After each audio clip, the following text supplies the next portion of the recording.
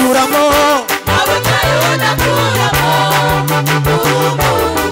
nta butayu udakuramo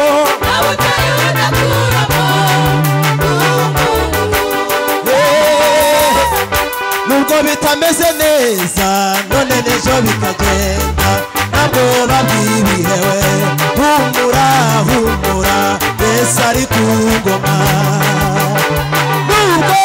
nubwo bitameze neza none n'ejo bikagenda ntabwo babwibihewe humura humura Yesu ari ku ngoma nubwo bitameze neza none n'ejo bikagenda ntabwo babwibihewe humura humura Yesu ari ku ngoma nubwo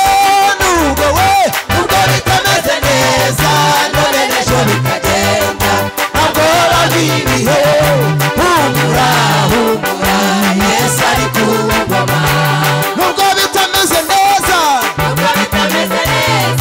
none n'ejo bikagenda ntabwo babwibihewe humura humura Yesu ari ku ngoma Yesu ari ku ngoma Yesu ari ku ngoma Yesu ari ku ngoma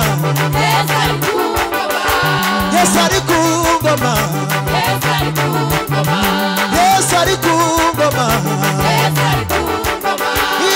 ari ku ngoma Yesu ari ku ngoma Yesu ari ku ngoma Yesu ari ku ngoma Yesu ari ku ngoma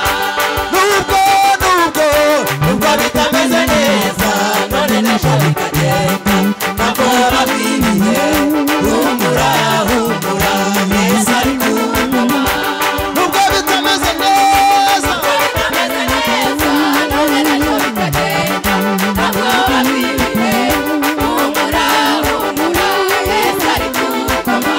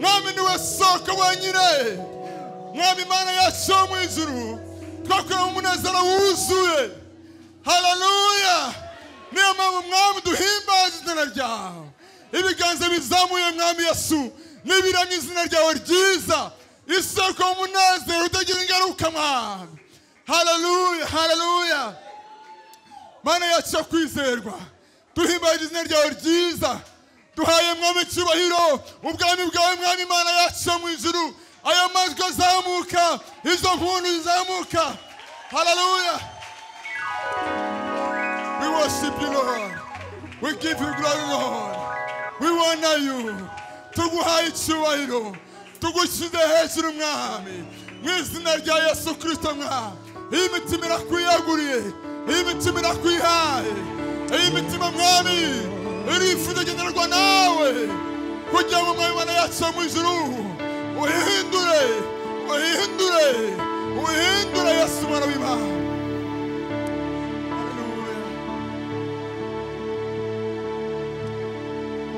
Nta wundi usa nawe mwami. Yes Lord, we give you glory, we give you glory, we honor you Lord. Reka twese hamwe turamye Imana muri aya magambo, uramye Imana muri aya magambo, uzamura Imana icyubahiro muri aya magambo, uyibwire mu mwami Imana yacu, ni wowe wenyine ukwiriye icyubahiro. Tuguhaye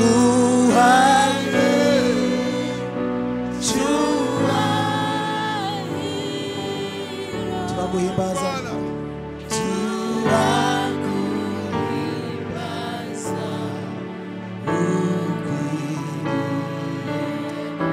tuguhaye mwami icyubahiro.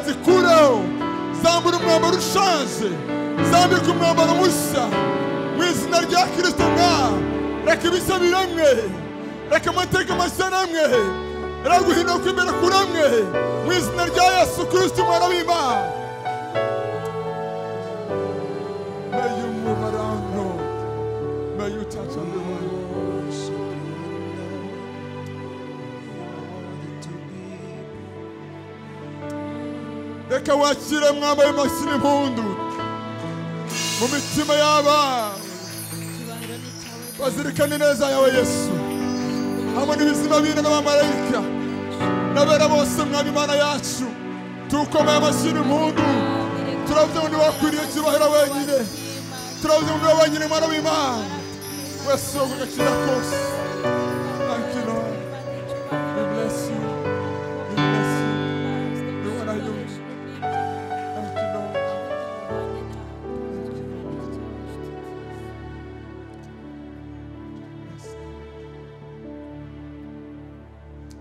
Urakoze mwami, urakoze mwami. Uyu ni umunsi wo kugendererwamo, uyu ni umunsi wo kugendererwamo, uyu ni umunsi wo kubohokeramo, uyu ni umunsi w'amashimwe, uyu ni umunsi wo kumitirwa n'umukiza ku Mana, uyu ni umunsi udasanzwe. Mwami Imana yacu yo mu ijuru, reka umwuka wawe agendagende hano hantu, akiza ubwoko bwawe, aruhura abarushye mwami, abari abahoze mu izina rya Kristo, abambura umwambaro w'ubwirabure, abambika ibyishimo, abari mu nzu y'imbohe ubohorwe mwana. Umwaka mwiza w'Uwiteka Imana yacu mu ijuru izagira imbabazi abantu bayo. No muri umwanya w'ijambo ryawe tugikeneye kukumva kugira ngo duhindure ibihe, kugira ngo tugire ibyaremwe bishya, tubyare mu rundi rubyaro rushya rufite ibihe bishya, uzaraga umurage mushya, amateka mashya kandi ko mwana. Turakwakiriye Yesu, turakwakiriye Yesu, turakwakiriye Mwuka Wera, turakwakiriye kubaho kw'Imana, twakiriye gukiza kwawe, twakiriye kubohora kwawe, twakiriye imbaraga zawe, twakiriye ubwiza bwawe, twakiriye kuboko kwawe Mwami Yesu Kristo, twakiriye gukora kwawe Mwuka Wera. Yes Lord, mu izina rya Yesu twakiriye ubwiza bwawe Mwami Imana yacu. Urakoze Mwami, mu izina rya Kristo umucunguzi mwiza. Amen, amen.